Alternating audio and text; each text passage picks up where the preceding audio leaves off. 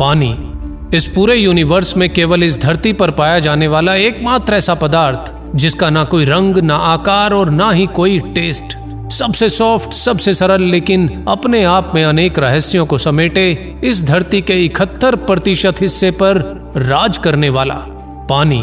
जो धरती के ऊपर भी है और नीचे भी, जो कभी बादल बनकर आसमानों में उड़ता है तो कभी पानी बनकर धरती पर बरसता भी है, जो विशाल पर्वतों पर ठोस बर्फ बन जम जाता है, जो परले भी है और पालनहार भी, लाइफ का सबसे जरूरी तत्व जिसे विज्ञान आज एक जीवित पदार्थ मानता है। इस धरती का एकमात्र ऐसा तत्व जो लिक्विड, सॉलिड और गैस तीनों रूपों में पाया जाता है। एक ऐसा पदार्थ जो भौतिकी के मूलभूत सिद्धांतों को चैलेंज करता है। इस धरती के चारों तरफ फैली एक विशाल, अनबुझ, अनसुलझी रहस्यमय पहेली, पानी, जिसमें अपने आसपास की सारी जानकारी को वर्षों तक एक कंप्यूटर की तरह स्टोर रखने के लिए खुद की मेमोरी भी है और खुद की बुद्धि भी। पानी जो किसी भी भाषा में बोले गए शब्दों को ही नहीं बल्कि बिना बोले, बिना किसी स्पर्श के इंसानी दिमाग में चल रहे पॉजिटिव, नेगेटिव विचारों और भावनाओं तक को समझकर उसके अनुसार खुद के मॉलिक्यूलर स्ट्रक्चर को बदलकर अपनी प्रतिक्रिया तक देने की विलक्षण क्षमता रखता है। दोस्तों, आज इस वीडियो में आप कुछ ऐसा जानेंगे जो हमेशा के लिए न केवल पानी के प्रति बल्कि आपका खुद के प्रति आपका दृष्टिकोण बदल देगा। और यकीन मानिए, ये मेरा दावा है कि आपका बदला हुआ दृष्टिकोण आपकी लाइफ में लाएगा एक बहुत बड़ा सकारात्मक बदलाव। बस इस वीडियो की एक भी लाइन को बिना मिस किए इस वीडियो को पूरा एंड तक जरूर देखना।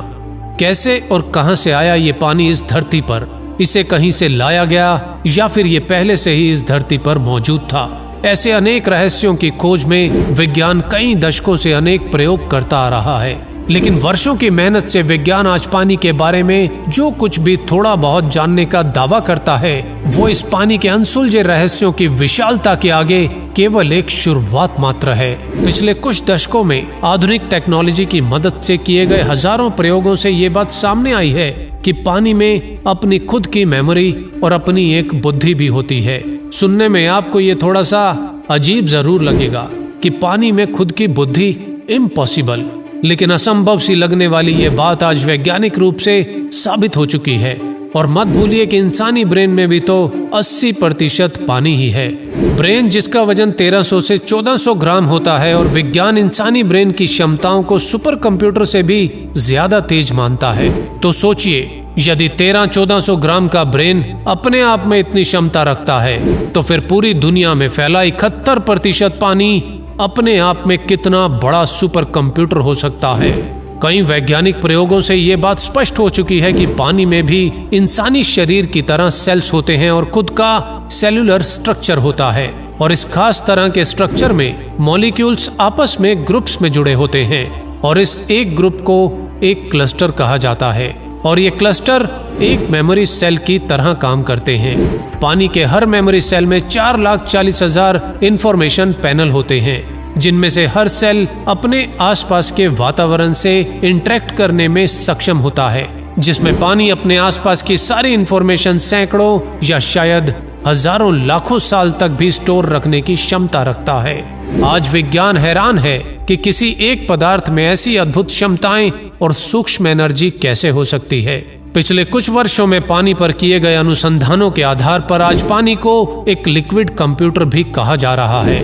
आपका स्पर्श, आपकी प्रार्थना, आपके शब्द, यहाँ तक कि केवल विचारों मात्र से भी पानी के स्ट्रक्चर में बदलाव आ जाता है। और पानी का ये बदला हुआ स्ट्रक्चर आपको भी भीतर से बदलने की अद्भुत क्षमता रखता है। पानी पर शब्दों का, भावनाओं का और माहौल का क्या प्रभाव पड़ता है और पानी कैसे तुरंत अपनी प्रतिक्रिया देता है, ये जानने के लिए वैज्ञानिकों ने पिछले कुछ वर्षों में कई प्रयोग किए हैं। जैसे एक ही जगह से 2 ग्लासेस में पानी डाला गया और फिर उनमें से एक ग्लास में रखे पानी को केवल बुरे शब्द बोले गए, जैसे तुम बेकार हो, तुम अच्छे नहीं हो आदि। इसी तरह दूसरे ग्लास में रखे पानी को केवल अच्छे शब्द बोले गए, जैसे तुम बहुत अच्छे हो, तुम जीवन हो, थैंक यू आदि। और उसके बाद उस पानी को एक निश्चित टेम्परेचर पर फ्रीज करने के बाद माइक्रोस्कोप में उस पानी को देखा गया तो नतीजे हैरान करने वाले थे। जिस ग्लास में रखे पानी से बुरा भला कहा गया, उस पानी के क्लस्टर की संरचना से बनने वाली इमेज काफी खराब और विकृत बनी।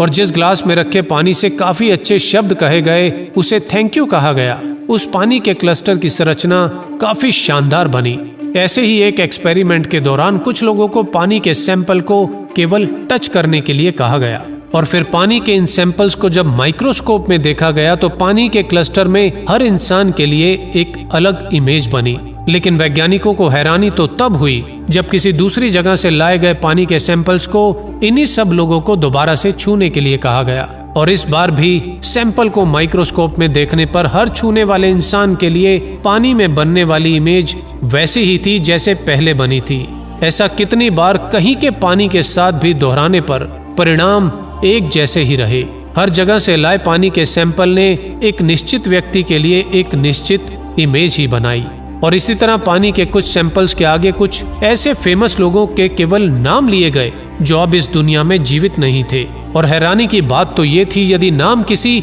अच्छे व्यक्तित्व वाले इंसान जैसे मदर टेरेसा का लिया गया तो पानी ने बहुत ही अच्छी खूबसूरत इमेज बनाई, और जब नाम किसी बुरे या बदनाम फेमस इंसान का लिया गया जैसे हिटलर, तो पानी ने काफी खराब इमेज बनाई। और ये एक्सपेरिमेंट इस बात की तरफ इशारा करता है कि शायद पानी में सैकड़ों या फिर हजारों साल पहले का डाटा भी स्टोर रहता है, या फिर पानी का अपना खुद का कोई ऐसा नेटवर्क सिस्टम है जिसके माध्यम से पूरी दुनिया का पानी आपस में कनेक्ट रहता है। और शायद इन कनेक्शंस की वजह से ही पानी इंसानी ब्रेन में चल रहे विचारों को बिना बोले भी समझ सकता है, क्योंकि इंसानी ब्रेन 80% और बॉडी 71% पानी ही तो है। दोस्तों, आज विज्ञान के पास ऐसे उपकरण मौजूद हैं जिनकी मदद से पानी में मौजूद एनर्जी को मापा जा सकता है। जो विज्ञान धर्म और आस्था पर केवल प्रश्न उठाता था, वही विज्ञान आज इन इंस्ट्रूमेंट्स की मदद से इस बात की पुष्टि कर रहा है कि धार्मिक स्थानों पर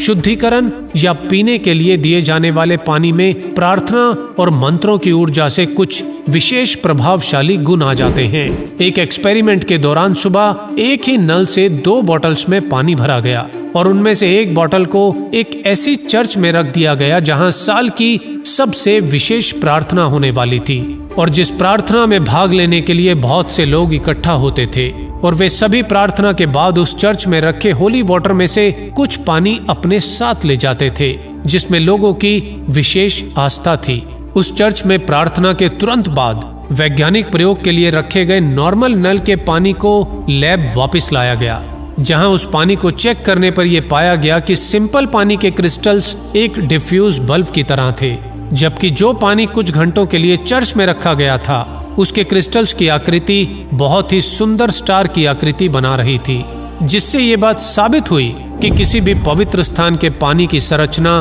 बहुत ही स्ट्रॉन्ग, सुंदर और स्टेबल बन जाती है। और इतना ही नहीं, जब इस पानी की कुछ मात्रा को 60 लीटर नॉर्मल पानी में डाला गया तो नॉर्मल पानी भी होली वाटर की तरह ही हो गया, यानी कि पानी अपनी प्रॉपर्टी को ट्रांसफर भी कर सकता है, यानी कुछ मॉलिक्यूल्स पानी के बाकी मॉलिक्यूल्स को भी बदल देते हैं। विज्ञान ने ऐसे ही एक प्रयोग के दौरान एक पवित्र स्थान से लाए गए पानी को बीमार जानवरों और मरते हुए प्लांट्स पर जब डाला तो मरते हुए प्लांट्स कुछ ही समय में फिर से खिल उठे और बीमार जानवर भी तेजी से ठीक होने लगे।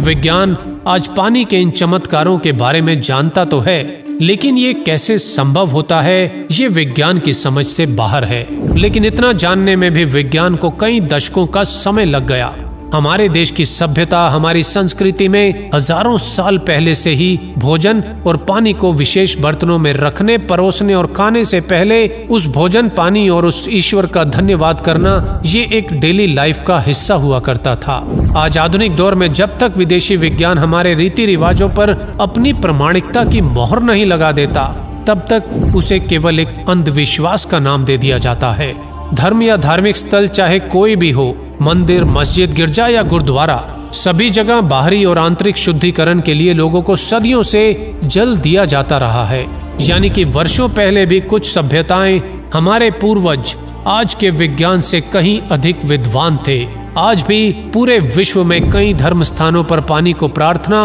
और मंत्रों की शक्ति से चार्ज कर एक अच्छे स्वास्थ्य के लिए एक आशीर्वाद के रूप में लोगों को दिया जाता है। दोस्तों, पूरी धरती पर फैले दुनिया के सबसे बड़े रहस्य पानी के बारे में आज विज्ञान ये जानता है कि ये पानी इंसान की हर भाषा को समझता है, लेकिन पानी की भाषा विज्ञान कब तक डिकोड कर पाएगा ये विज्ञान भी नहीं जानता। लेकिन यदि ऐसा हो पाया तो हो सकता है हम इस धरती पर फैले दुनिया के सबसे विशाल कंप्यूटर में छिपे हजारों या फिर लाखों साल पुराने अनेक रहस्यों को जान पाएं, क्योंकि पानी इस धरती पर तब से है जब इस धरती पर कोई जीवन नहीं था। इंसान के जीवन की शुरुआत 99% लिक्विड यानी पानी से ही होती है, और जैसे जैसे इंसान बड़ा होता जाता है शरीर में ये पानी की मात्रा कम होते होते 71 से 72% रह जाती है, यानी कि पूरी पृथ्वी पर मौजूद पानी की मात्रा 71% के लगभग बराबर, और इंसानी ब्रेन भी लगभग